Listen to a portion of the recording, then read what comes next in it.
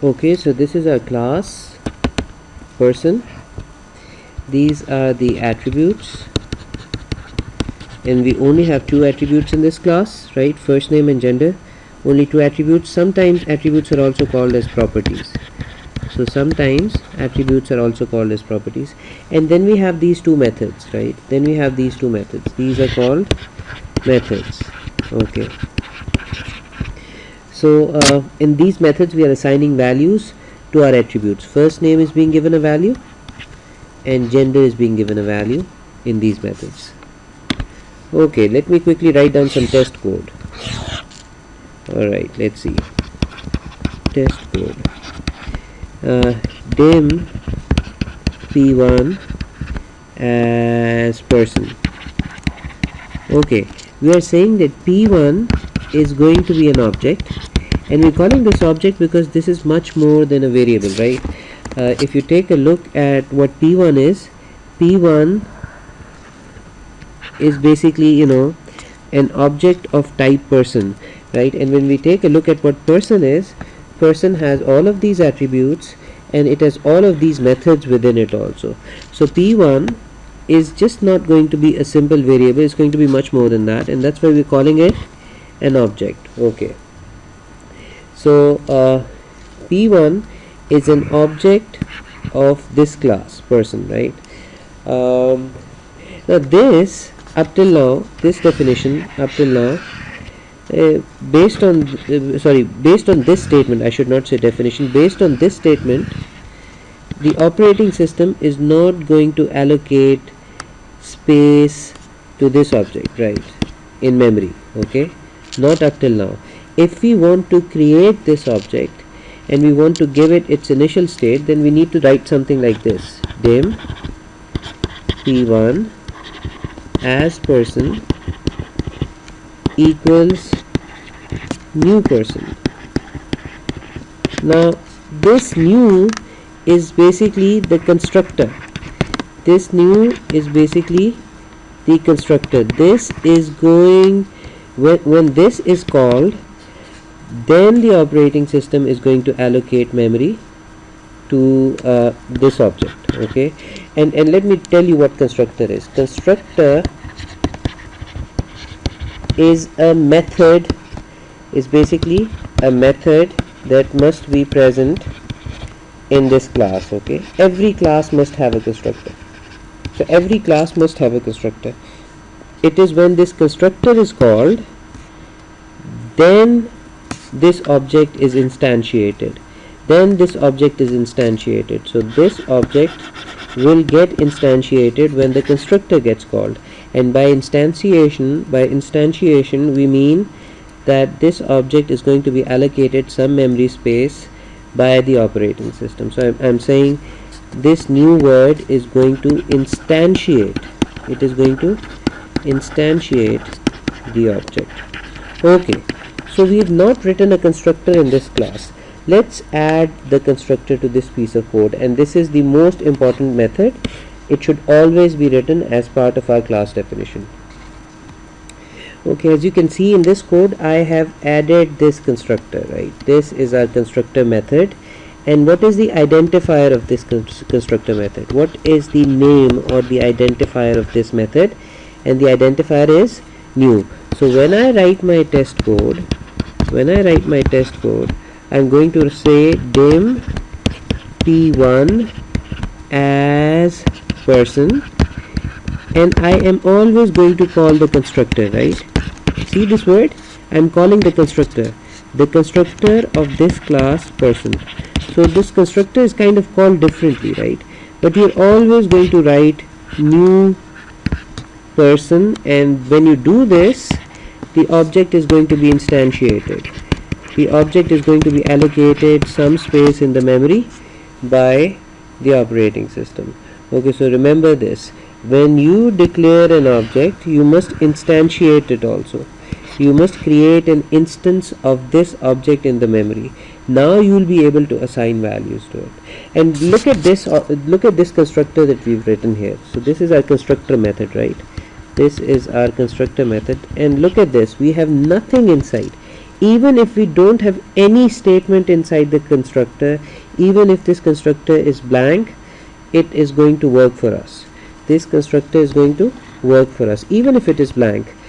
When we are calling constructor in this line, even though the constructor is blank, this object will still be created in the memory. This object will still be created in the memory. So object is instantiated when the constructor is called. When the constructor is called. So the constructor must always be called. And remember, no matter what class you have, this class is called person, right? No matter what class you have, the constructor will always have this identifier. The constructor will always have new as the identifier. This is always going to be the identifier, no matter which class you have. Okay. Just to explain my point better, look at this class that I have described here. This class is called car. It has two attributes, right? And look at the constructor here. What's the name of the constructor in this class? The identifier or the name of the constructor still is new. So this is still new. So if I write test code for this, if I write test code for this class, I am going to say dim my car as car, right, equals new car. Once again, the constructor, even though the class name is different, the constructor is still the same. The constructor is new. When I call the constructor, only then this object is going to be instantiated. Just remember that the constructor is always going to be written using the new keyword. So this is going to be always going to be written using new as the identifier. Okay, just remember that. Okay, what I've done here is that I've modified my class a little bit. I've added another attribute which I'm calling which is CNIC. So I have three attributes now. So I've added another attribute, and that attribute is CNIC, and that is basically the ID, or you can think of the ID card number of that person, right? So I've added another attribute here, and look at the constructor that we have this time. So this is our constructor, right? And you know this is the constructor because the identifier of this method is what? New. So this is the constructor, right? In this constructor I have passed ID as a parameter. So what we are saying is that when this constructor is going to be called, then we are going to initialize the value of CNIC at that point in time. So this is what we're going to do, right? Let me write the test code so maybe you can understand this better. See, this time when I do something like this, dim p1 as person equals new person, right, I'm going to pass some parameter here. So maybe, you know, I am going to pass like 1 2 3 4. That's the ID, or that's the CNIC number of that person. So CNIC will be initialized to this value 1 2 3 4. So CNIC will be given this value. So this time when I'm calling a constructor, I'm also passing a parameter. When I am calling this constructor, at that point in time the operating system is allocating memory space to this object, right? So at that point in time an instance of this object is going to be created, right? And when this object is created, at that point in time I'm also passing the ID number as a parameter, right? So the ID is going to be assigned to CNIC, and now CNIC will have this value 1 2 3 4. So constructors can be written with parameters also, right? They can be written blank, they can be written with parameters. And guess what, I have this attribute, but I have not written a method to set a value for this attribute. Okay, so this CNIC will only be given value, will be given or assigned value, will be given or assigned value in constructor. I have not written a method here, just like I've written a method for first name or gender. I have not written a method here I have not written a method to assign value to CNIC, which means what? Which means the CNIC, once it's assigned value in the constructor, that value can never be changed. Once this object is created, at the time of creation, this this value will be given to CNIC, and that's it. After that, if you want to modify CNIC, that will not be possible because the method has not been given here. I have not provided a method, something like public subset CNIC. I have not done that. So CNIC will not be able to assign a new value to CNIC. I hope you understand that. So let's see, can we have a constructor like this? Can we have a constructor like this in which we can pass three parameters, right? So we're passing three parameters, ID, name and G, and guess what, we are initializing all three attributes in the constructor. So these three attributes are being given their initial values in the constructor. So we can write something like this. We can say dim p1 as person equals new person, and we can pass values here, right? We can do something like 1 2 3 4. Then we can pass the name, let's say Asad, right? And then we can pass the gender, let's say male, right?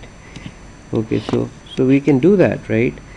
And so at the time that the constructor is called, we are also passing three values as parameters, and these three values are going to be assigned to our three attributes. So at the time that this object is going to be instantiated, the initial values for all the three attributes are being provided. But guess what, in our code, after giving the initial values, in our code here, we can still reset the first name, right? But we can't change the ID because the method to change the ID has not been provided, right? So we can do something like this later on. After we've done this, later on we can do something like this: p1 dot set first name, right? And we can pass something like Ahmed here, right? We can do that, right? No problem with that. So first name initially was Asad, now it has been reset to what? So at the time this object was created, the first name was Asad, right? But now we are calling on this line, we are calling this function set first name, and we are passing Ahmed as the parameter. So the first name is now going to be set to Ahmed. Previously it was Asad, now it is being set to Ahmed. So you can see that, first name can be, we can later on set a new value for first name, but CNIC once only, because we've not provided the method here so we don't have something like p1 dot set CNIC here, so we'll not be able to set CNIC. I hope you understand how constructors are used. I hope you understand that parameters can be passed to constructors, and the basic purpose of having constructors in a class is to create an instance of the object.